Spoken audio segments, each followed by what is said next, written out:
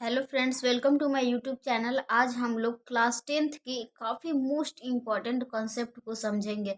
हर साल एक आलेख खींचने के लिए आपको बोर्ड एग्जाम में देता है। हर साल क्लास 10th का जब भी एग्जाम होता है एक ग्राफ से क्वेश्चन आपका रहता है। वही ग्राफ कैसे खींचे बहुत ही आसान तरीके से समझाएंगे, तो कृपया वीडियो को पूरा देखिए ताकि आपको अच्छे से समझ में आ जाए। ठीक है, सबसे पहले क्या करेंगे देख लीजिए। समीकरण दो दो समीकरण देगा। ठीक है, समीकरण 1 और समीकरण 2। इसके लिए सबसे पहले आपको मान सारणी निकालना होगा। तो देखिए, समीकरण 1 का मान सारणी निकालते हैं। समीकरण ऐसे लिखेंगे, हल समीकरण 1 का मान सारणी। समीकरण 1 ये है और 2 ये है। ठीक है, समीकरण 1 का मान सारणी। मान सारणी निकालने के लिए सबसे पहले इसमें बॉक्स बनाएंगे मान सारणी को लिखने के लिए। ठीक है, ये x और ये हो गया y। ठीक है, और इसमें कम से कम 3 मान आपका निकालना जरूरी होता है जब भी आप बोर्ड में बनाते हैं। तो ठीक है, 3 मान इस समीकरण का या फिर समीकरण 2 का भी 3 मान निकालना बहुत ही आवश्यक हो जाता है। तो सबसे पहले x का वो क्या मान रखे और y का क्या मान रखे कि 12 आ जाए, तो हम लोग को सोचना पड़ेगा। ठीक है, तो देखिए, x के जगह हम लोग 7 को रख दें और y के जगह 5 को रख दें। प्लस है तो +5, तो ये क्या हो जाएगा, 12 हो जाएगा। दूसरा, 6 और 6 को भी जोड़ेंगे तो क्या हो जाएगा, 12 हो जाएगा। तीसरा, अगर 5 और 7 को भी जोड़ेंगे तो 12 हो जाएगा। ठीक है, ये x plus y is equal to 12 का मान है। ठीक है, x प्लस वाई 12 कैसे कैसे आ सकता है, तो पहले x का मान 7 रखिए तो y का मान क्या आ जाएगा, y का मान आ जाएगा 5। और जब x का मान 5 रख दिए तो y का मान 7। 7 और 5 12, 7 और 5 12।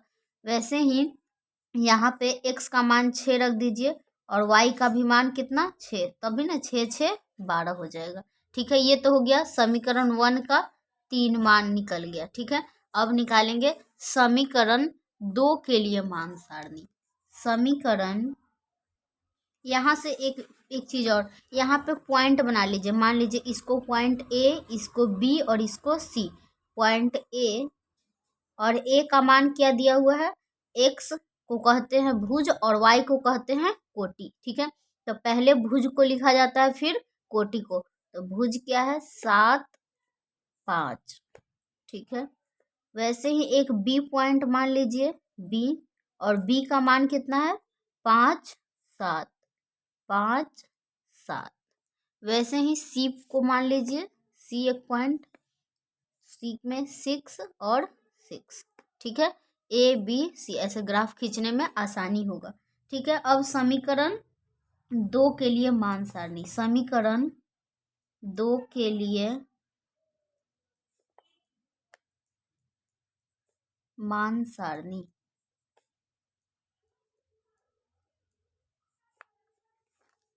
समीकरण 2 के मान सारणी के भी कम से कम 3 मान। आप 2 भी मान निकालिएगा तो चलेगा, लेकिन अच्छा जो रहता है, मतलब जो ठीक ठाक रहे अच्छा, वो 3 मान निकालना आवश्यक होता है। ये आपका x का मान हो जाएगा और ये y का। ठीक है, तो सबसे पहले क्या क्या मान हम लोग लाएं, तो कितना में से कितना को घटाएंगे कि 2 आ जाए। सबसे पहले 4 में से 2 जाएगा तो 2 आ जाएगा, यानी x का मान 4 रख सकते हैं और y का मान 2 रख सकते हैं, तो फिर 2 आ जाएगा। दूसरा, क्या में से क्या घटाएंगे, तो 3 में से 1 भी आप घटाते हैं तो 2 आ जाता है, यानी x का मान 3 और y का मान 1। ठीक है, x का मान 3 और y का जगह 1 रखेंगे तो 2 आ जाएगा। वैसे ही अगर x के जगह 5 रखे, x के जगह 5 रखे और y के जगह 2 रखें तो फिर सॉरी 3 रखेंगे तो 2 आ जाएगा, 5 में से 3 गया 2, यानी x के जगह 5 और y के जगह 3। इसका भी मान सारणी तैयार हो गया। इस पॉइंट को P मान लीजिए, इसको Q और इसको R। P पॉइंट क्या दिया हुआ है, 4 और 2। पहले x को ही लिखा जाता है, पहले y को मत लिखिएगा, ठीक है। तो 4 2, Q जो पॉइंट होगा 3 1, और R ये वाला पॉइंट 5 3, ठीक है। अब पॉइंट मिल गया, अब बस ग्राफ खींचना है। आई होप आपको पता होगा x एक्सिस और y एक्सिस। स्केल लेंगे, आपको ग्राफ पेज मिलेगा, ठीक है। बोर्ड एग्जाम में आपको क्या मिलेगा, ग्राफ पेज मिलेगा। एक सीधी रेखा खींच लेंगे,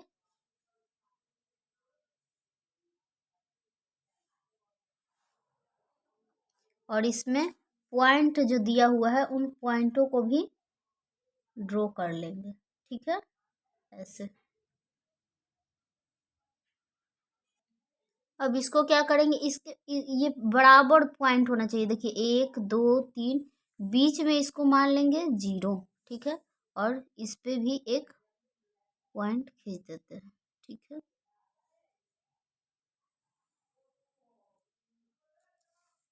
ये आपका x एक्सिस है और ये हो गया y एक्सिस, ठीक है। ये एक y एक्सिस और ये हो गया x एक्सिस। इसमें भी बराबर ही पॉइंट होना चाहिए। जैसे ये अगर आपका पॉइंट के बीच की दूरी अगर असमान हो जाए तो आपका गलत आंसर आ जाएगा, इसलिए ये प्रोसेस भी काफ़ी इम्पोर्टेंट है। अब हम लोग जानते हैं कि ये होता है मूल बिंदु 0, और 0 से जैसे ही दाईं ओर जाते हैं प्लस होता है, यानी 1 2 3 4 5 6 7, ठीक है। और जैसे ही बाईं ओर आते हैं क्या होती है, संख्याएं ऋणात्मक होती है। -1 -2 -3 -4 -5 -6, ठीक है। जैसे ही ऊपर की ओर जाते हैं संख्याएं क्या होती हैं, पॉजिटिव यानी प्लस होती हैं। जैसे 1 2 3 4 5 और यहाँ हो जाएगा 6, ठीक है। जैसे ही नीचे की ओर आते हैं संख्याएं ऋणात्मक हो जाती है। -1 -2 -3 -4 -5, ठीक है। तो सबसे पहले हमको बी सी पॉइंट को खींचना है, ठीक है। तो देखेंगे कि यहाँ पर x का मान कितना है, 7। तो x यही लाइन है, तो इस पे लेंगे 7 यहाँ पे। और y में क्या है, y में है 5, तो लेंगे 5 को, ठीक है। और इसको डॉट डॉट से मिला लेंगे। इसको ले लीजिए 7 और डॉट डॉट सीधी रेखा खींच लीजिए, और इधर से ले लीजिए 5 को और डॉट डॉट रेखा खींच लीजिए। और यहाँ पे ये रेखाएं क्या कर रही हैं, एक दूसरे को काट रही है। ये कौन सा पॉइंट हो गया, ए, ठीक है। वैसे ही बी पॉइंट, एक्स के जगह क्या है, तो 5 है, ठीक है, 5। तो एक्स के जगह 5 और वाई के जगह क्या है, 7। अच्छा, इसको थोड़ा सा और ऊपर 1 सेंटीमीटर बढ़ाना पड़ेगा। 1 सेंटीमीटर इसको बढ़ा देते हैं, क्योंकि 7 तक है पॉइंट। जहाँ तक हमको काम रहेगा वहीं तक लेंगे, ज़्यादा लेने की ज़रूरत नहीं है, ठीक है। तो ये हो गया 7 पॉइंट। तो इधर से लेना है क्या, 7। इन डॉट डॉट से एक दूसरे को मिला दीजिए।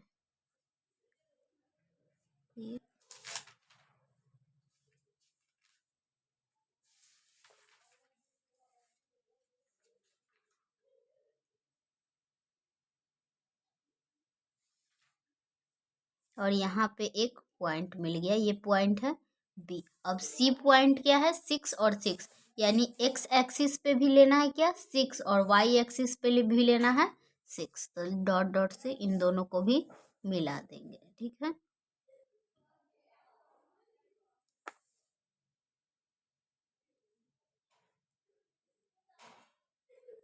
और ये पॉइंट मिल गया, ये है सी पॉइंट। अब इनसे एक ग्राफ खींच लेंगे।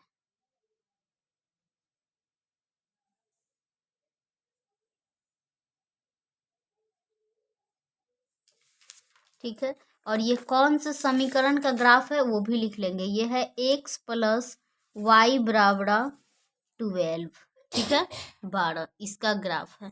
अब सेकंड ग्राफ हम लोग खींचेंगे। ठीक है, सेकंड ग्राफ तो क्या है, पॉइंट 4 है और 2 है, ये 4 है, इसी पे ग्राफ आ गया है तो थोड़ा सा दिक्कत हो रहा है। ठीक है, 4 और 2, 4 x पे और y पे 2, इसको भी डॉट डॉट से मिला दीजिए।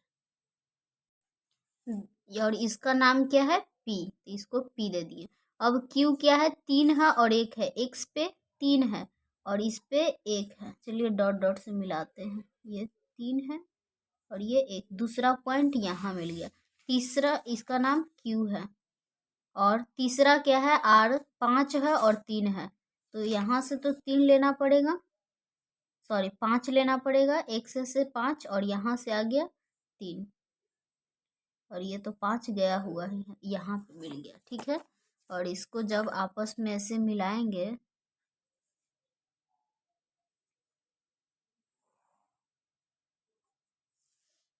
जैसे, और ये हो गया ऐसे, और ये कौन सा लाइन है, तो x minus y is equal to 2 का ग्राफ है। और जो पॉइंट कॉमन होता है, दोनों कट जाता है, वही पॉइंट आपका आंसर हो जाता है। यानी अतः लिखेंगे, अतः x बराबर क्या हो गया, x बराबर यहाँ क्या है, 7 है, a का मान क्या है, x बराबर 7 और y बराबर 5, x इज इक्वल टू 7 और y इज इक्वल टू 5, ऐसे इसको करके आंसर कर देंगे।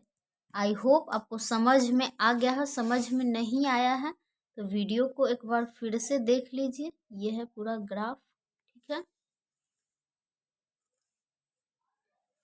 ये थोड़ा सा यहाँ पे इस पॉइंट को हम लोग को इधर रखना चाहिए था, बाकी सारा परफेक्ट है। अगर आप ऐसे बनाते हैं बोर्ड एग्जाम में भी आप ग्राफ कॉपी पे, तो आपको एग्जामिनर फुल मार्क्स देगा।